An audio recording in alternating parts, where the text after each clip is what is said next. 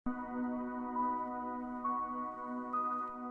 siang, nama saya Stefani Silaban dan saya akan menceritakan tentang sosok pemimpin yang sangat berdampak bagi banyak orang pada saat itu, yaitu bernama Martin Luther King.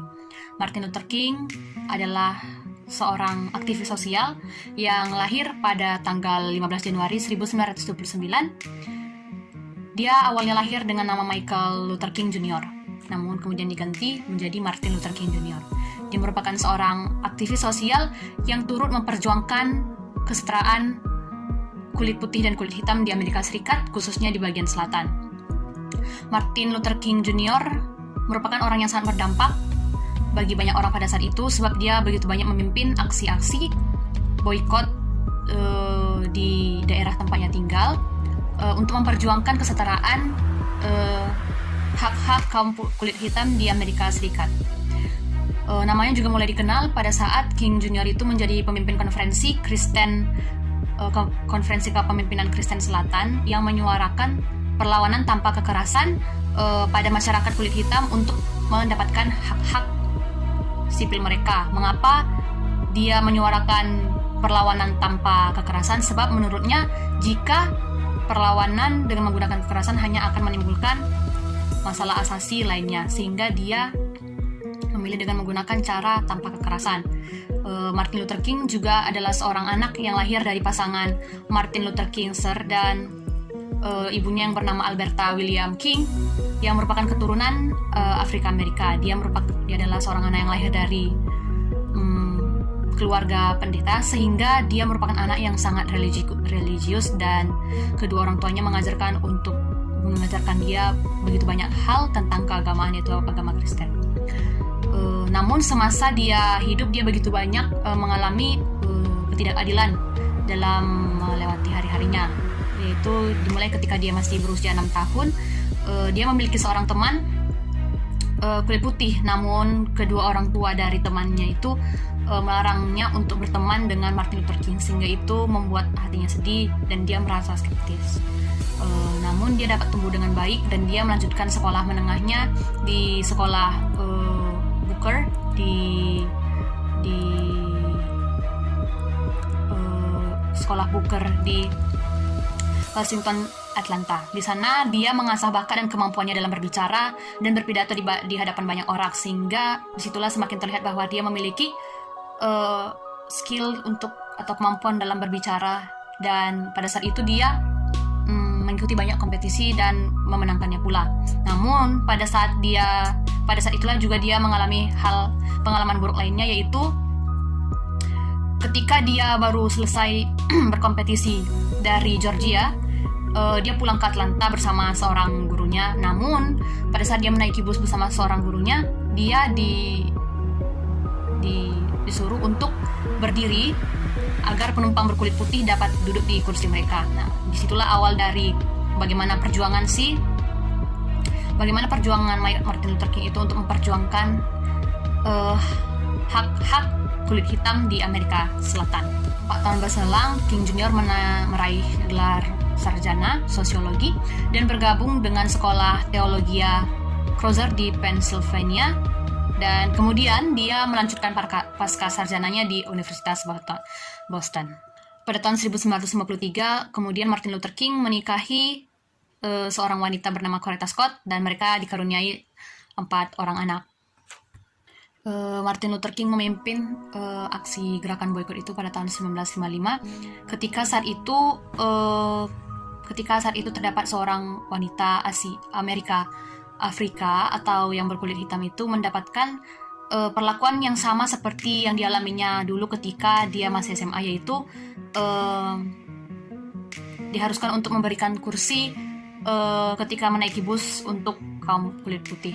Namun si perempuan tersebut menolak memberikan, sehingga dia dikenai denda. Hal itulah yang memicu gerakan boikot yang dilakukan pada saat itu pada tahun 1955. Nah, pada saat gerakan tersebut, Martin Luther King ditunjuk sebagai pemimpin atau pembicara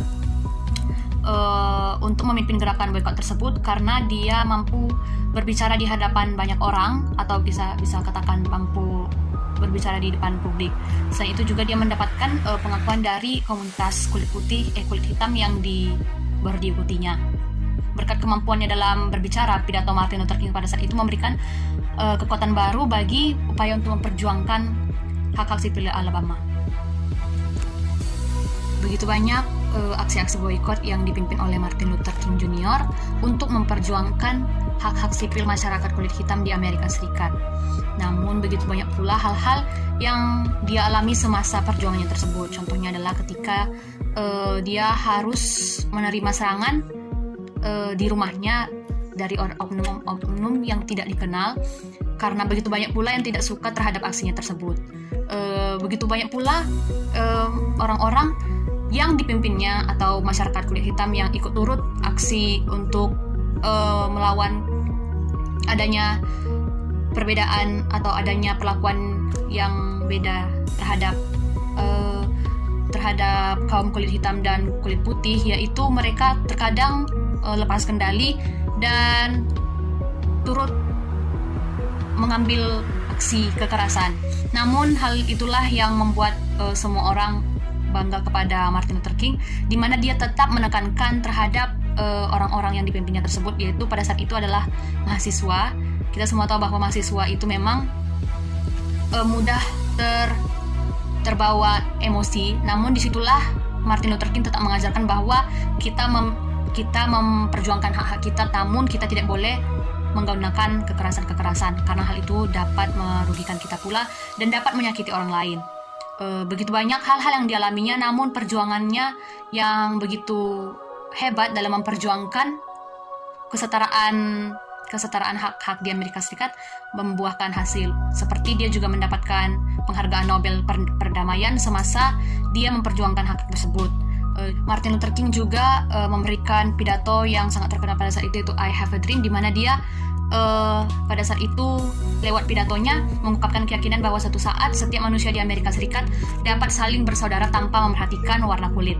Nah, akhirnya pada tahun 1964 Undang-Undang Hak Sipil diloloskan oleh pemerintah federal. Undang-undang tersebut melarang adanya diskriminasi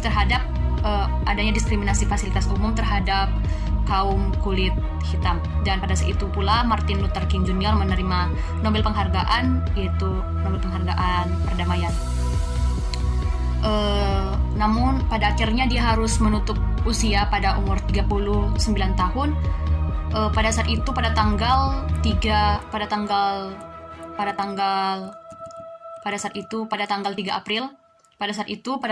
April dia masih berkesempatan untuk memimpin sebuah pidato di hadapan para peserta aksi. Namun sayangnya pada tanggal 4 April tahun 1968 pada tanggal 4 April 1968 saat sedang keluar dari balkon kamar hotelnya, dia